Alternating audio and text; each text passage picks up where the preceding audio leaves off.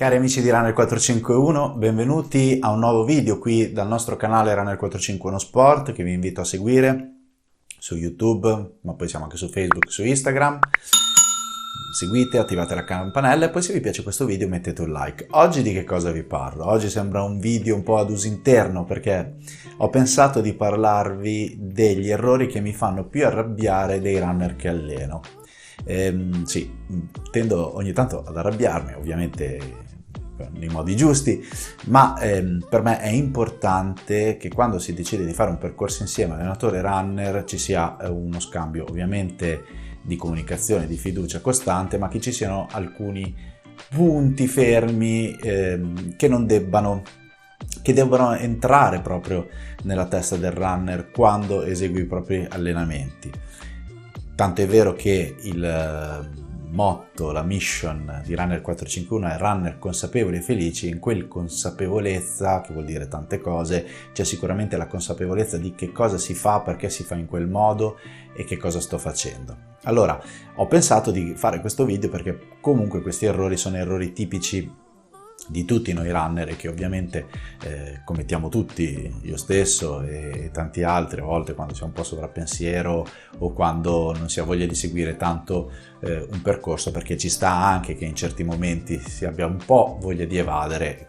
E ricordiamoci sempre, questo per me è un altro caposaldo, che siamo runner amatoriali, quindi non lo facciamo per professione, dobbiamo avere degli spazi di manovra. Allo stesso tempo, proprio perché siamo amatoriali e proprio perché non ci conosciamo bene come magari i professionisti che sono seguiti da un team ampio, ma soprattutto fanno questo mattina, pomeriggio e sera, riescono a conoscersi meglio e a riconoscere alcuni segnali di pericolo, alcuni segnali che gli fanno capire se stanno lavorando bene o male, come hanno una sensibilità verso i loro allenamenti molto alta, capiscono anche senza guardare l'orologio, senza guardare i dati, come è stata una seduta di allenamento. Bene, andiamo al cuore del video.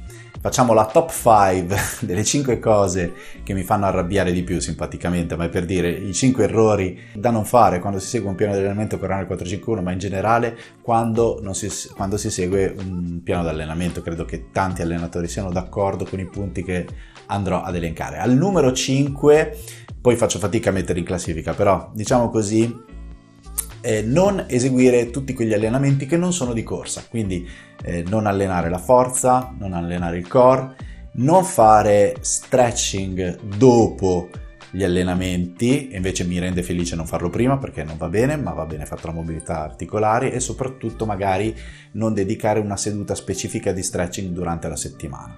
Questi sono aspetti importanti. È chiaro che nel mondo della corsa amatoriale il 90% del tempo va dedicato alla corsa, perché poi è la cosa più allenante, ma tutti questi aspetti, l'allenamento della forza, il potenziamento del core, dedicare tempo all'allungamento e alla flessibilità, evitano, o meglio riducono il rischio di infortuni, ma migliorano anche le prestazioni.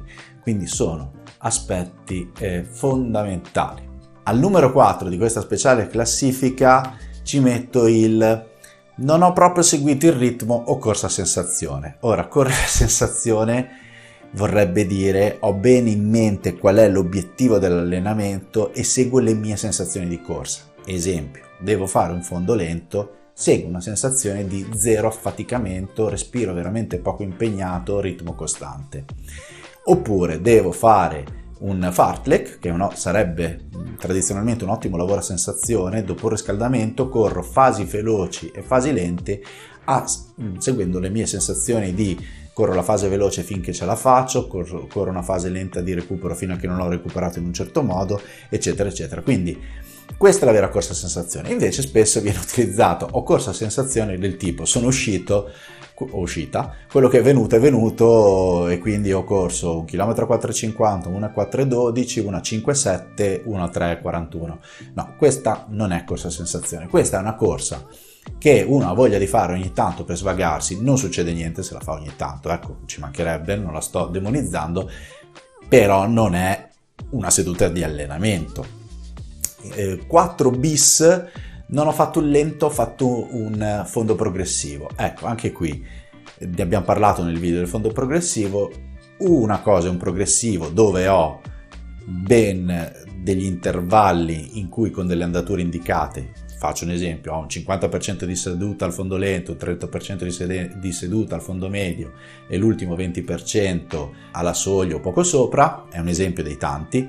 E invece spesso il fondo progressivo si traduce in una progressione, cioè corro 10 km, in cui il decimo è il più lento, il primo è il più veloce, e cresco perché sento crescere le sensazioni. Questa è la tipica uscita di corsa, forse più utilizzata al mondo, che può dare degli stimoli positivi all'inizio ma non li dà dopo.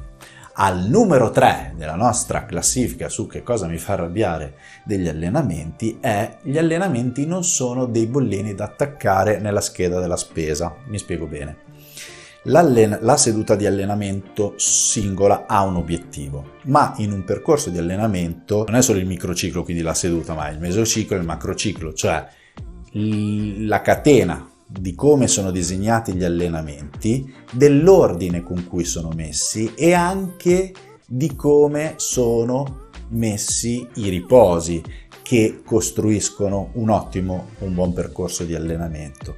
Cosa succede? Che a volte, questo soprattutto per uno spirito costruttivo, però può succedere, può diventare un errore, che io quella settimana ho 4 allenamenti previsti, devo, e ovviamente ci sono cause di forza maggiore, rivedere il piano, eccetera, e di mia spontanea volontà, io runner, prendo e li riorganizzo. L'importante è che li faccio tutti e 4. Il problema è che se, non so, faccio un esempio, il primo che mi viene in mente, martedì un lento, giovedì delle ripetute, venerdì un altro lento e domenica un progressivo, non è che poi faccio perché ho l'agenda un po' così o perché ho voglia di fare così, giovedì, venerdì il lento, sabato le ripetute e domenica il progressivo. Non è che non mi sono allenato, però non ho recuperato perché ho fatto 4 giorni di corsa con 3 di riposo, quindi non ho equilibrato bene i carichi, ma poi sono andato anche a dare stimoli qualitativi vicini e non qualitativi lontani. Quindi qual è il mio messaggio? Non devo spuntare gli allenamenti, l'importante è che li faccia, ma è anche l'ordine di come sono costruiti, ma anche i giorni di riposo in mezzo. Ovviamente si può spostare qualcosa. Chi si allena con me sa che ci sono 50 ore alla settimana per comunicare e per rivedere i piani di allenamento, oltre ad avere una guida che dà qualche consiglio nel caso uno lo debba fare all'ultimo momento in maniera autonoma. Però attenzione, gli allenamenti, ripeto, non sono tacche da mettere o da spuntare, ma hanno un loro disegno. Al numero 2 della nostra classifica troviamo la gestione della fatica. Mi spiego bene. Questo non è legato ai miei allenamenti, questo secondo me è proprio una forma mentis in cui potremmo dividere in due la categoria dei runner. Quelli che, se non fanno fatica, pensano di non essersi allenati, e poi si collegherà al numero 1 della classifica, e quelli che cercano in ogni seduta di allenamento la forma massima, quindi si preoccupano se hanno fatto fatica. Non dico che abbiano paura della fatica, questo forse è una terza categoria, ma proprio c'è ho fatto fatica, quindi non è andata bene. Non è così. Oddio, c'è qualcuno che sostiene che non bisognerebbe mai far fatica. Niente di più sbagliato. Ritorniamo al discorso di prima, l'equilibrio dei carichi. Ci sono degli allenamenti in cui bisogna far fatica, perché se non si va a stimolare, a giocare sul nostro limite, non si può migliorare. È proprio la supercompensazione, l'adattamento che fa il nostro corpo a fronte di stimoli che hanno giocato proprio sul limite, ci hanno messo un po' in crisi, in cui il nostro corpo, il nostro organismo applica poi a livello muscolare, metabolico, eccetera, eccetera, degli adattamenti che ci va a ricostruire un po' più forte. Quindi se io non vado mai a stimolare quei limiti lì, difficile che cresca. Allo stesso tempo non tutti gli allenamenti devo far fatica, perché alcuni adattamenti avvengono semplicemente per gli stimoli allenanti di corsa lenta, quindi che non mi devono impegnare così tanto, ma comunque attivano non so, il fenomeno della capillarizzazione, piuttosto che rafforzare l'apparato osteoarticolare e tante altre cose.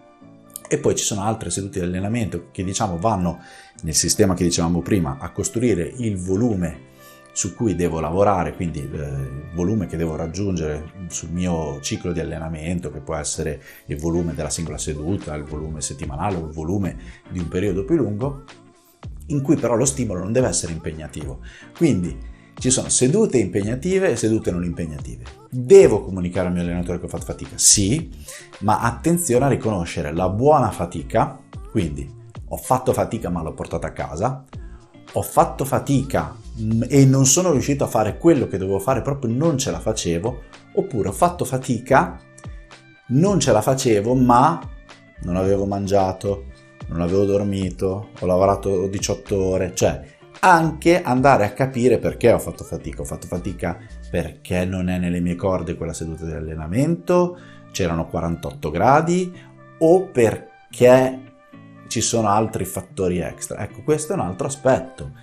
La fatica, noi non siamo fatti a compartimenti stagni, la fatica è legata a tanti aspetti che escono fuori dalla corsa. Non è che nel momento che ci mettiamo i calzoncini, la maglietta, le scarpe, diventiamo un'altra persona e riusciamo a rendere al massimo. Ci sono anche tante ricerche che dimostrano come ci vuole le condizioni mentali positive per allenarsi e per crescere bene. Quindi i pensieri purtroppo sono i pensieri, quelli negativi, le preoccupazioni, lo stress negativo, quindi non lo stress ma il distress, sono componenti che affossano e aumentano la percezione della fatica e a volte non ci permettono di allenare come vogliamo.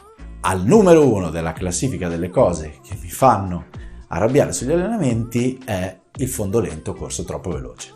O corso come una progressione, come dicevo prima, o proprio corso troppo veloce. Il fondo lento è un'uscita di corsa, secondo me la definizione dovrebbe essere massima, non scientifica ma massima dovrebbe essere questa. Il fondo lento è un tipo di allenamento, tolto proprio se sono zero allenato, se sto riprendendo dopo mesi di stop dove la fatica ci sarà sempre, ma è un tipo di allenamento che finito mi deve far dire avrei corso altrettanti chilometri, o comunque, oppure già finito, oppure oggi veramente una passeggiata di salute. Ecco, questo è il fondo lento.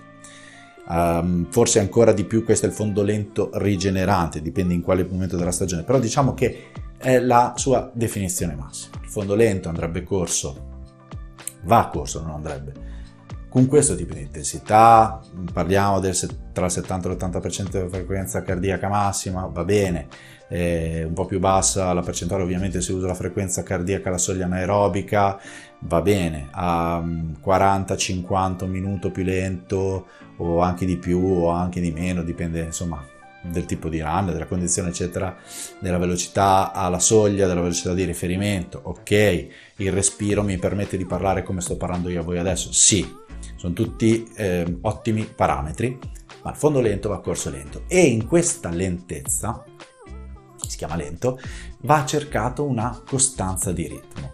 Purtroppo, sempre forse legandoci al discorso della fatica, spesso si pensa che se non ho il fiatone, se non sto correndo, se non sono uscito e mi sono stancato, non mi sono allenato. Non è così.